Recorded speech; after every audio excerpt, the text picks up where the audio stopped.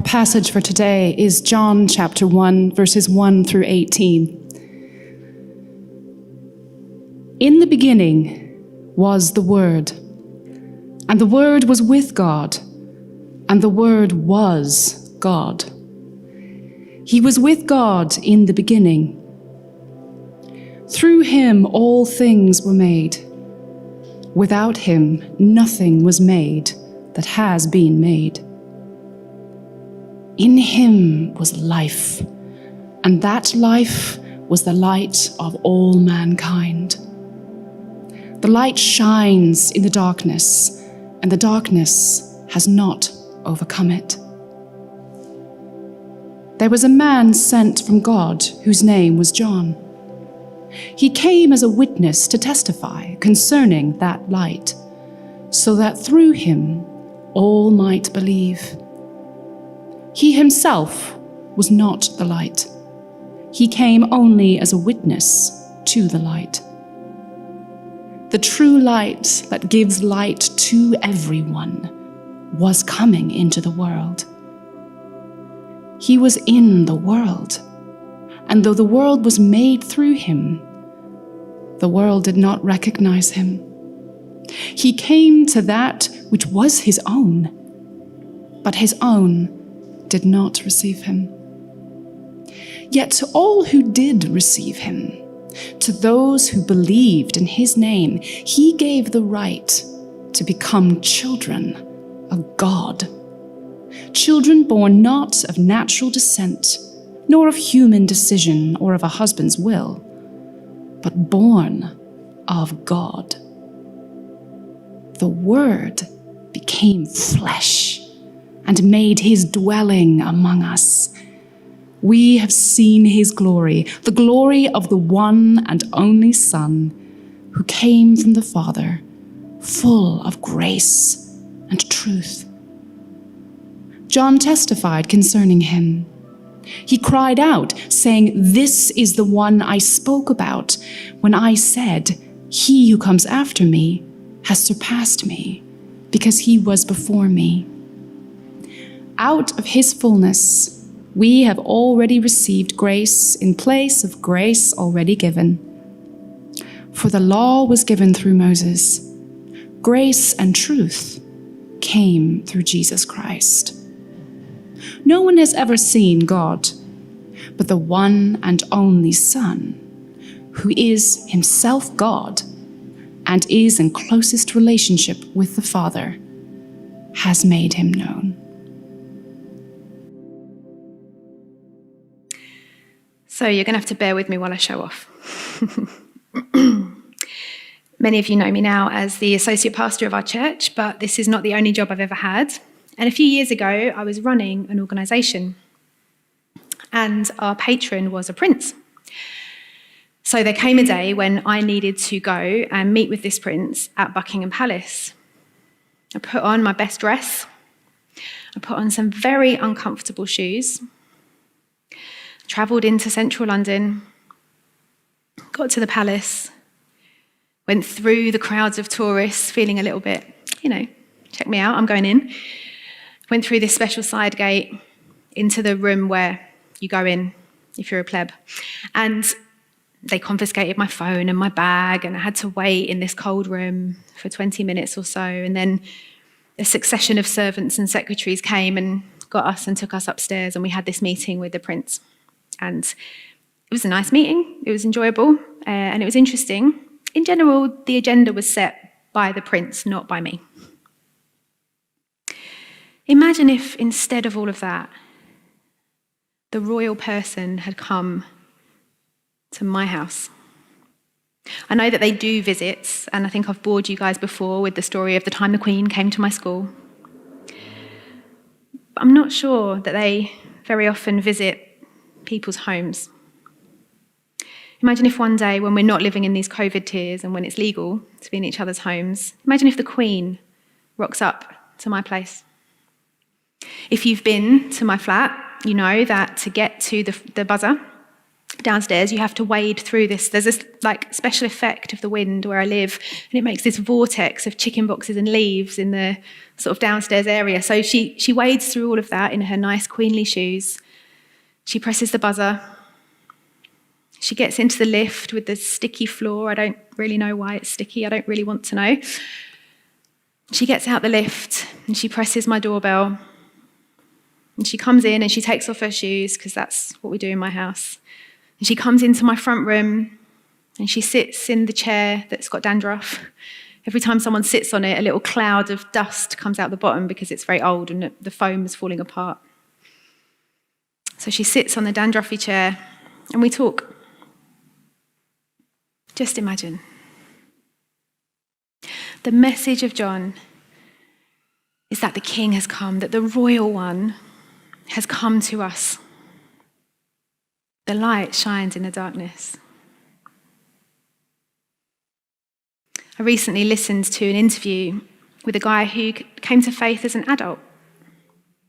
He grew up in America. He had a certain impression of the church. So he researched all the other religions.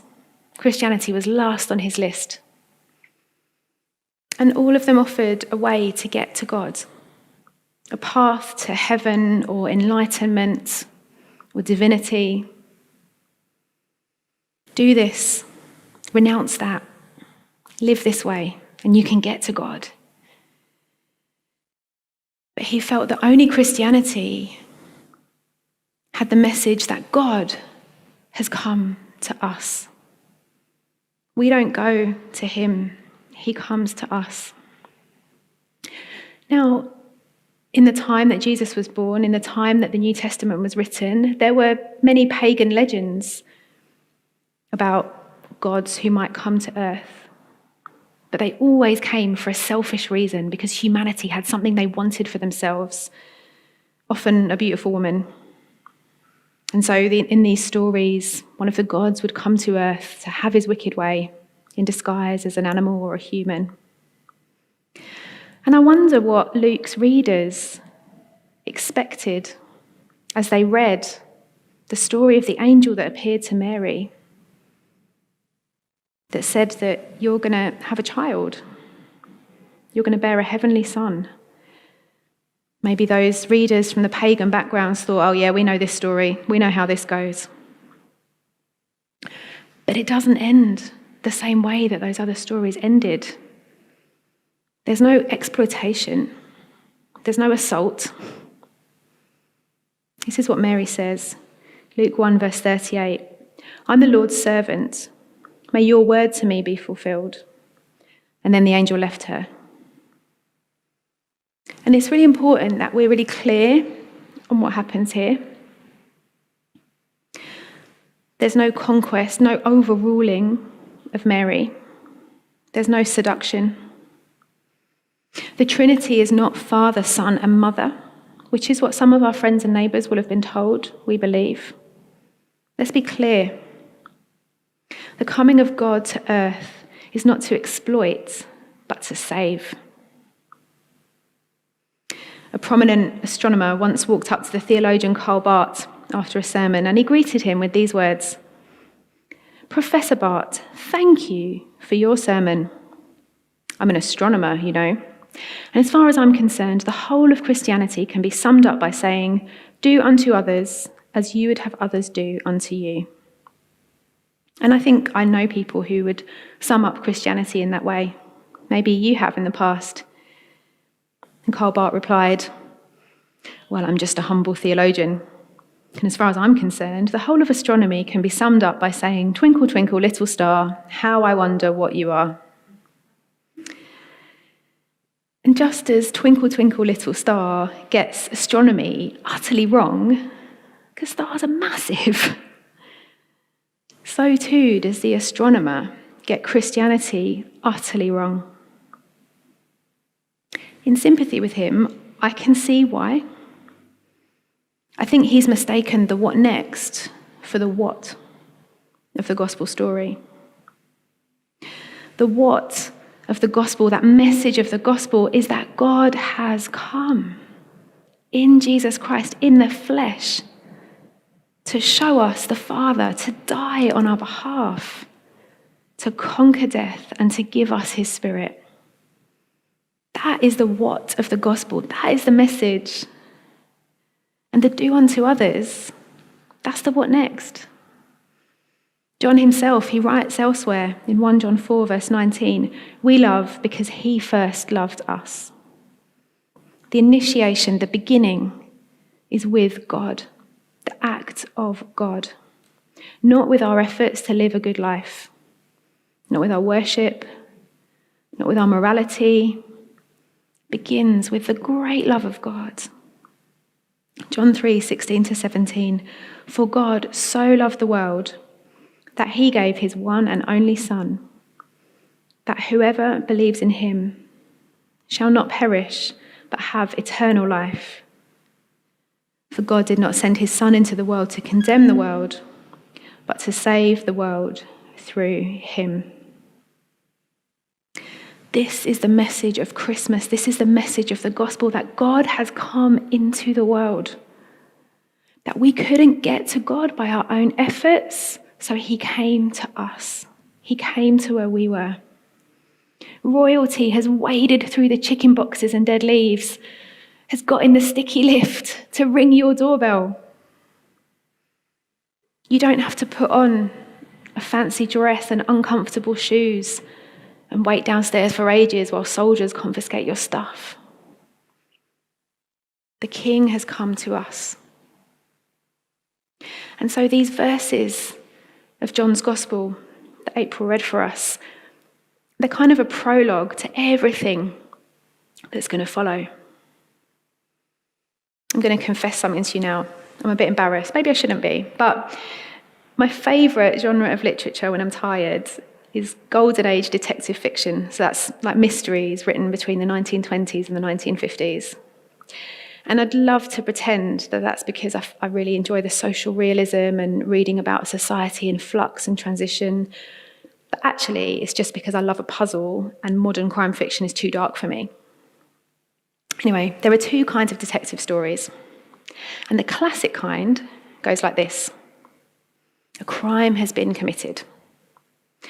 Sir Timothy's wife's diamond pendant has been stolen. Various people are suspected. The servants whisper. The guests all look at each other with suspicion. And so the great detective is called in. They wander about, maybe drop a few hints here and there. And then at the end, there's a big reveal. Here's who it was all along. And then if you want to, you can go back and read the story again, and you can see how there were these little subtle hints along the way before the big reveal. But there's another kind of story that's a bit more niche, version B. And in that kind of story, we as the reader, we know from very early on who stole Sir Timothy's wife's diamond pendant. It was actually Sir Timothy who substituted it for a fake one so that he could sell it and deal with a little problem he had in the city. And the next few hundred pages are just all about how that gradually comes to light. We as the reader, we know from the start what the real story is. The protagonist, the detective, kind of finds out along the way, and then right at the end, everybody else, all the other characters, they know. So there's that familiar pattern, and then the slightly different one.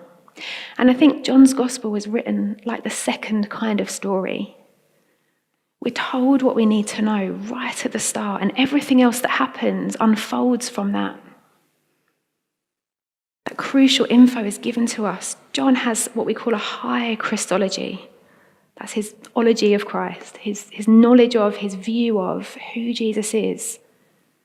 And he shares it with us right at the start, so that everything else we read about what Jesus does, about the events leading up to and after the crucifixion, all of those things, we read them in the knowledge, the important bit, we know it already. So let's just skim through this passage again and just look at some of the ways, look at some of the things that John tells us about who Jesus is.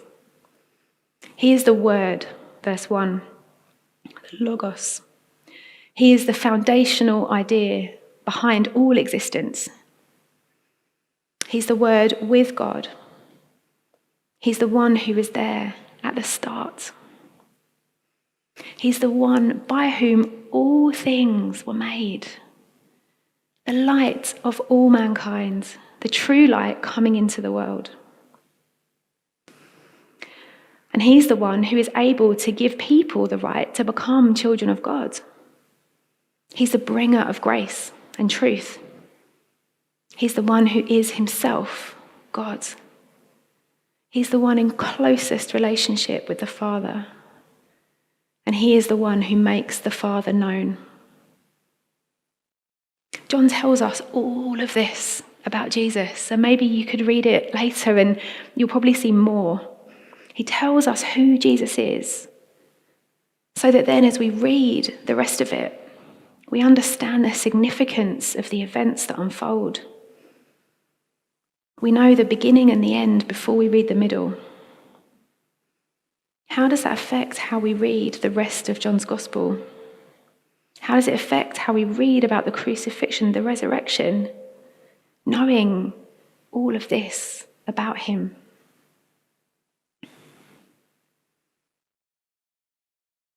I think if I can sum up my message for you this morning, I'll use the words of John in verse 14, the first half. This can be your memory verse. The Word became flesh and made his dwelling among us.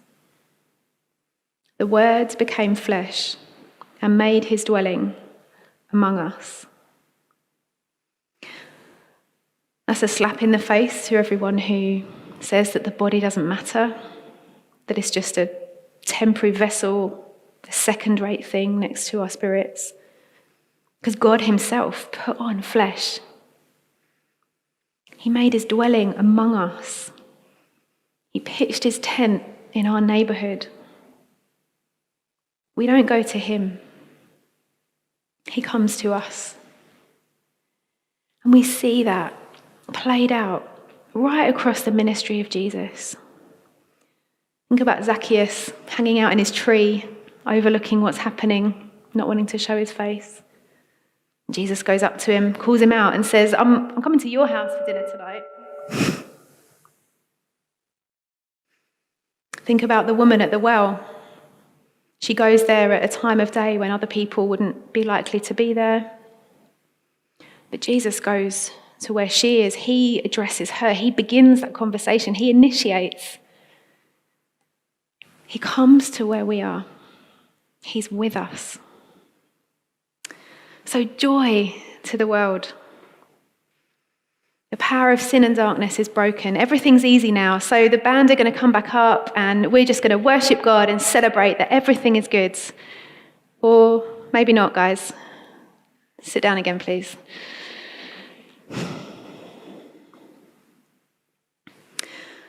That's not our experience, is it? If we'd ended there,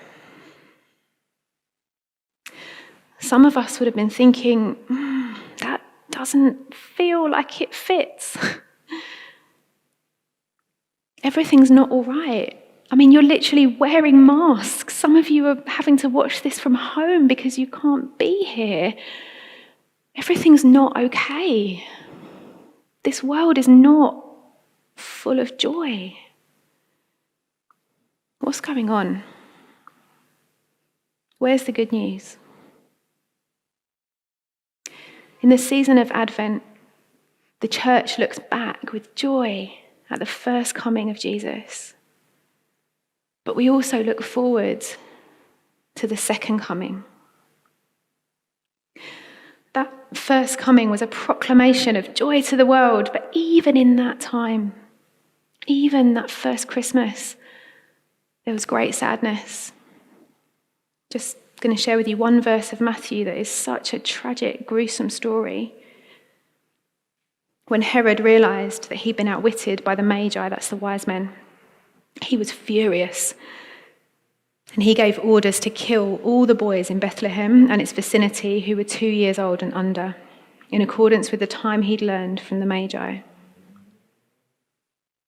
Even then, joy to the world, and then every little boy under 2 in that region was killed.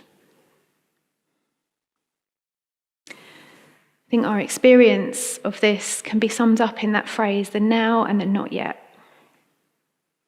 1 Corinthians 13 verse 12 says, "For now we see only a reflection as in a mirror. Then we shall see face to face. Now I know in part, then I shall know fully, even as I am fully known." There's something still to come. The Old Testament prophets often spoke of the great and terrible day of the Lord. And when we read the Old Testament prophets, we want to be looking for a kind of near and far fulfillment. They were often speaking about something that was going to happen or was happening in their day, but also something far off.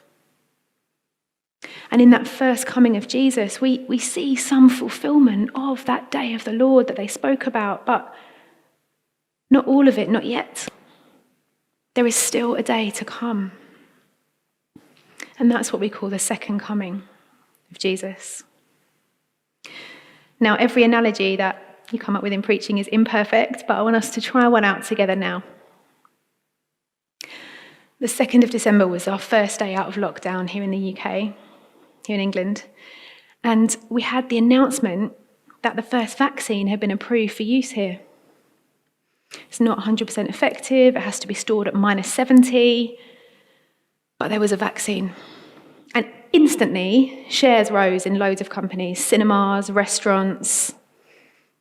The end was in sight. Shares in Zoom plummeted. I'm so sick of Zoom. Now, I know that some people feel dubious about vaccines. That's not what we're going to talk about today. But for a good 75% of the population, that was a day of great joy. There's a sense that this is coming to an end.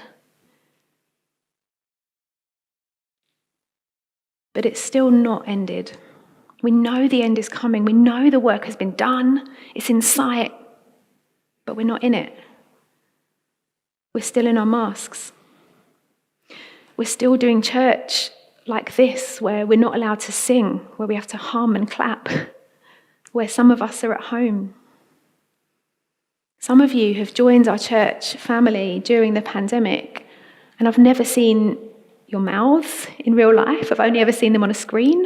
That's crazy. We're still in it. But the end is coming. And imagine how much greater would have been our joy, our relief, if that vaccine was 100% effective. If it was the perfect vaccine, totally safe, no side effects, suitable for everyone, available in enough quantity for every nation on earth to have what it needs, distribution starting now. Just imagine how we would have felt. And so we look forward with biblical hope to a day when there is no more sickness, when every tear is wiped away. Tier 1, Tier 2, Tier 3, all gone. The sound desk didn't like that one. We look forward to a day when there is no need to distance from one another or from God. A day when we have unveiled faces as we look at him. And that day is in the future, but it depends on what has already happened. That day of our great reuniting with God, our great healing, it depends on the coming of Jesus, the coming of God to us. That story of Christmas, that's what it all depends upon, the one who bridged the divide, who came to us because we couldn't go to him. And in the same way, us getting out of this pandemic probably depends on the work that scientists did over the summer. That work's already done, but the outworking of it is yet to come. And the work of Jesus is already done. And now we live in the outworking, the distribution. We wait for the second coming. So why the wait? Why does God delay? Why not just end this now? And sometimes I ask him that. Usually those questions come in the darkness of night, maybe after particularly bad news, the latest terrorist atrocity, a cancer diagnosis, the loss of a child, the breakout of war, climate change. These things, they cause me to say, "Come, Lord Jesus, end this now." But there are other times when my prayer is, "Not yet. Please, just not yet." When I think of my friends, my family, who don't know him, who don't know his awesome love, who aren't saved, then I beg him to wait just a little longer. His second coming will be a great act of mercy, but so too is his waiting. So Advent is a season of celebration. It's a season of joy. It's about remembering, like children, that we don't go to God, that he comes to us. The light shines in the darkness, and the darkness has not and will not overcome it. But there's also a sense of not yet. We look back with joy, but we also look forward with hope. We live in mercy's waiting. There's still time. There's still time for people to receive him. John 1:12-13 says, "Yet to all who did receive him, to those who believed in his name, he gave the right to become children of God. Children born not of natural descent, nor of human decision or a husband's will, but born of God." The mercy of God is that he's waiting. There is still time. We don't know how much time. We need to live as though it's a short time. But there is still time for our friends, our families, for every tribe and tongue to receive him, to believe in his name, to receive the right to be children of God.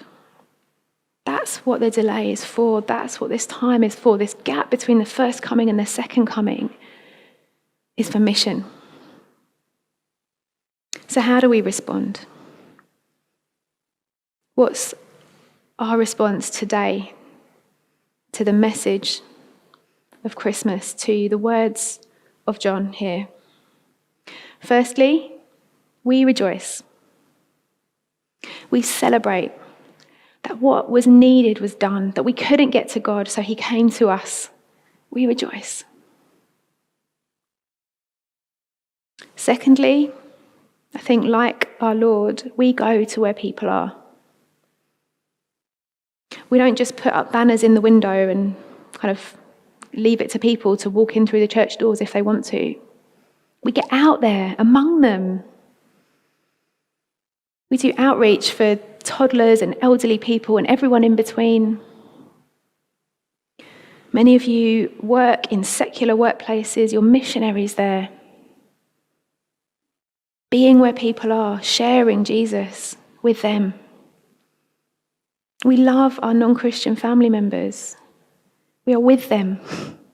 We make the effort, we go to them because God made the effort and came to us. We don't hide away in church waiting for the second coming. We go out on mission. We go to where people are. And finally, we wait. We acknowledge that the darkness has not overcome the light. It will not overcome the light. But for now, the darkness is real and it lingers. It's still here for a time. So we mourn with those who mourn, and we share with them the comfort that we ourselves have received. We say, "Come, Lord Jesus." But maybe we also say, "Not just yet." We wait. I hope that this year, this very different Christmas, gives you an opportunity to revisit it. I know many of you have been believers for some time. This isn't your first Christmas as a follower of Jesus. And there can be a temptation to think we've heard all this before.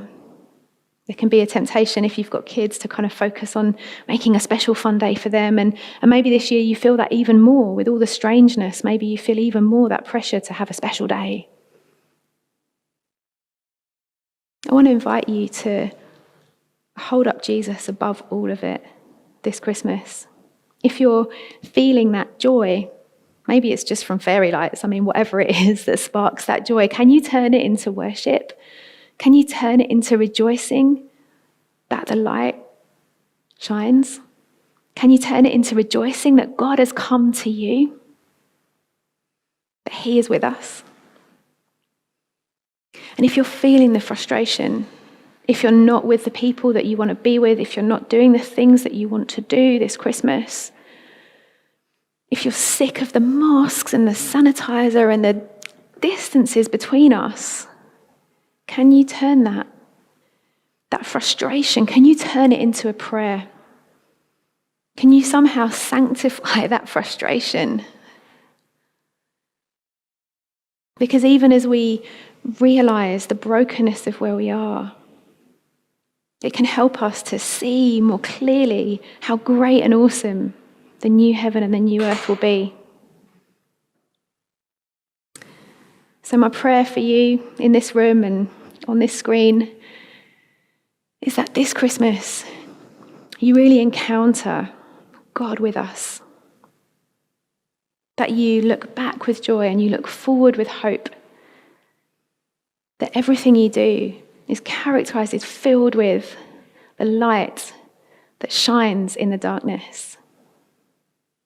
So the bands are going to come back up for real this time. And they're going to lead us in worshipping our great God.